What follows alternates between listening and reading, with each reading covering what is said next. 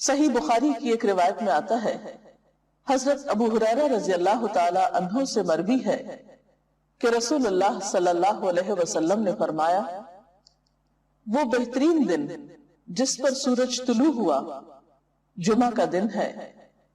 اسی دن حضرت آدم علیہ السلام تخلیق کیے گئے، اسی دن جنت میں داخل کیے گئے اور اسی دن وہاں سے نکالے گئے، اور قیامت واقع نہیں ہوگی مگر جمعہ کے دن۔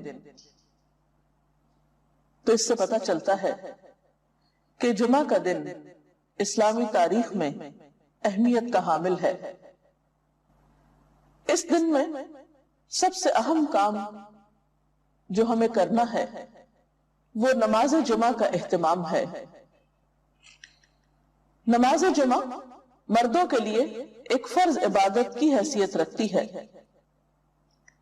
حضرت جابر رضی اللہ تعالی عنہ سے روایت ہے کہ رسول اللہ صلی اللہ علیہ وسلم نے فرمایا، جو شخص اللہ اور یوم آخرت پر ایمان رکھتا ہو اس پر جمعے کے دن جمعہ پڑھنا فرض ہے، سوائے مریض کے، مسافر کے، عورت، بچے یا غلام کے۔ جو شخص کھیلنے یا تجارت میں بے پرواہ ہو اللہ بھی اس سے بے پرواہ ہو جاتا ہے، اور اللہ تعالیٰ بے نیاز تعریف والا ہے۔ تو اس سے پتہ چلتا ہے کہ جمعہ اپنی نماز جمعہ کے اعتبار سے بہت اہمیت کا حامل ہے، اور سوائے شرعی عذر کے جمعہ کو چھوڑ دینا انسان کے لیے محرومی کا سبب ہے، ایک بہت بڑی خیر سے۔ عام طور پر انسان تجارت اور کھیل کود میں مشغول ہو کر نماز جمعہ سے بے پرواہی برتتا ہے، لیکن ایسا کرنا خود انسان کے اپنے ہی لیے نقصان دہ ہے۔ جمعہ کے دن ایک خاص گھڑی ہوتی ہے جس میں انسان کی دعائیں قبول ہوتی ہیں۔ حضرت ابو ہریرہ رضی اللہ تعالی عنہ سے روایت ہے، رسول اللہ صلی اللہ علیہ وسلم نے جمعہ کے دن کا ذکر کیا تو ارشاد فرمایا، اس میں ایک ایسی گھڑی ہے کہ جس مسلمان بندے کو وہ میسر آ جائے اور وہ کھڑا ہوا نماز پڑھ رہا ہو تو وہ اللہ سے جس چیز کا سوال کرتا ہے اللہ تعالیٰ اسے ضرور عطا فرما دیتا ہے۔ اور آپ نے اپنے ہاتھ سے اس گھڑی کے مختصر ہونے کا ارشاد فرمایا کہ وہ بہت لمبا یا طویل وقت نہیں ہوتا بلکہ وہ ایک مختصر سی گھڑی ہوتی ہے۔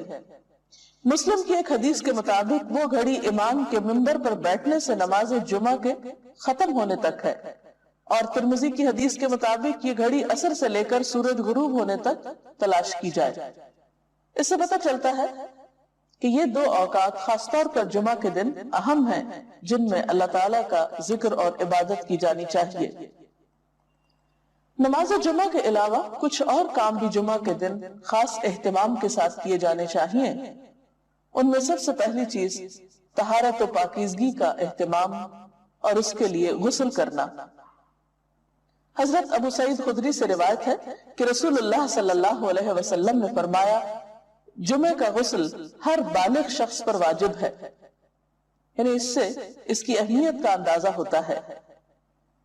حضرت سلمان فارسی کہتے ہیں کہ نبی صلی اللہ علیہ وسلم نے فرمایا کہ جو شخص جمعہ کے دن غسل کرے اور جس قدر اس کے امکان میں ہو طہارت کرے، پھر تیل لگائے یا اپنے گھر کی خوشبو استعمال کرے، اس کے بعد جمعے کے لیے نکلے اور دو آدمیوں کے درمیان میں جو مسجد کے اندر بیٹھے ہوں تفریق نہ کرے، یعنی بیچ میں سے ان کو نہ کاٹے، پھر جس قدر اس کی قسمت میں ہو نماز پڑھے، پھر جس وقت امام خطبہ پڑھنے لگے تو چپ رہے، تو اس کے وہ گناہ جو اس جمعے اور پچھلے جمعے کے درمیان ہوئے بخش دیے جاتے ہیں۔ حضرت اوس بن اوس سے روایت ہے کہ رسول اللہ صلی اللہ علیہ وسلم نے فرمایا، تمہارے دنوں میں سب سے فضیلت والا دن جمعے کا دن ہے، پس تم اس دن مجھ پر کثرت سے درود بھیجا کرو، اس لیے کہ تمہارا درود مجھ پر پیش کیا جاتا ہے۔ اس کے علاوہ سورۃ الکہف پڑھنا۔ آپ صلی اللہ علیہ وسلم نے فرمایا، جو شخص سورۃ الکہف کی تلاوت جمعے کے دن کرے گا تو آئندہ جمعے تک اس کے لیے ایک خاص نور کی روشنی رہے گی۔ سورۃ الکہف 15ویں پارے میں ہے اجر و ثواب کے اعتبار سے بہت بہترین صورت ہے۔ اس کی ابتدائی 10 آیات کے پڑھنے والے کے لیے فتنہ دجال سے محفوظ رہنے کی خوشخبری بھی ہے۔ ان آیات کو یاد بھی کر لینا چاہیے۔ نماز جمعہ ایک فرض نماز ہے۔ قرآن پاک میں اللہ تعالیٰ فرماتے ہیں یا ایھا الذین آمنوا اذا نودی للصلاۃ من یوم الجمعۃ فسعوا الی ذکر اللہ وذروا البیع ذالکم خیر لکم ان کنتم تعلمون۔ اے لوگوں جو ایمان لائے ہو، جمعہ کے دن نماز کی آذان دی جائے تو تم اللہ کے ذکر کی طرف دوڑو اور خرید و فروخت چھوڑ دو، یہ تمہارے حق میں بہت ہی بہتر ہے اگر تم جانتے ہو۔ یعنی باقی تمام کام کاج چھوڑ کر عبادت کی غرض سے نماز جمعہ کے لیے مسجد میں حاضر ہونا چاہیے۔ آپ صلی اللہ علیہ وسلم نے نماز جمعہ کی فضیلت بیان کرتے ہوئے فرمایا، جس نے وضو کیا اور اچھے طریقے سے وضو کیا، کیونکہ بعض اوقات ہم تیزی میں وضو کرتے ہیں، کونیاں خشک چھوڑ دیتے ہیں یا پاؤں کی ایڑیاں خشک رہ جاتی ہیں، یا اسی طرح چہرے کو پوری طرح نہیں دھوتے یا صاف نہیں کرتے، تو اس سے وضو صحیح طور پر مکمل نہیں ہوتا۔ تو آپ صلی اللہ علیہ وسلم نے اچھی طرح وضو کرنے کا حکم دیا، فرمایا کہ پھر وہ شخص جمعہ پڑھنے کے لیے آئے اور کان لگا کر خطبہ سنے اور خاموش رہے تو اس کے اس جمعے سے دوسرے جمعے کی درمیانی مدت اور مزید 3 دن کے گناہ معاف کر دیے جاتے ہیں۔ اس میں آپ دیکھ رہے ہیں کہ خاص طور پر خطبے کے وقت خاموشی کا ذکر ہے، کیونکہ اس وقت توجہ کے ساتھ بات سننا نہایت ضروری ہے۔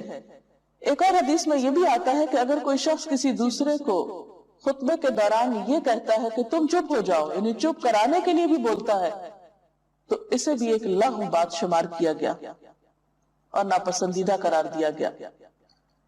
نماز جمعہ نہ پڑھنے والوں کے لیے آپ نے وعید بھی سنائی۔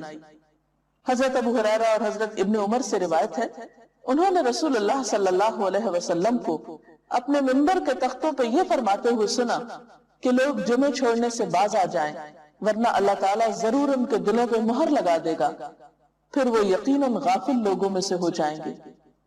اور غافل دل تو پھر ایک بیمار دل ہوتا ہے، انسان کے اپنے ہی لیے تکلیف دہ ہوتا ہے۔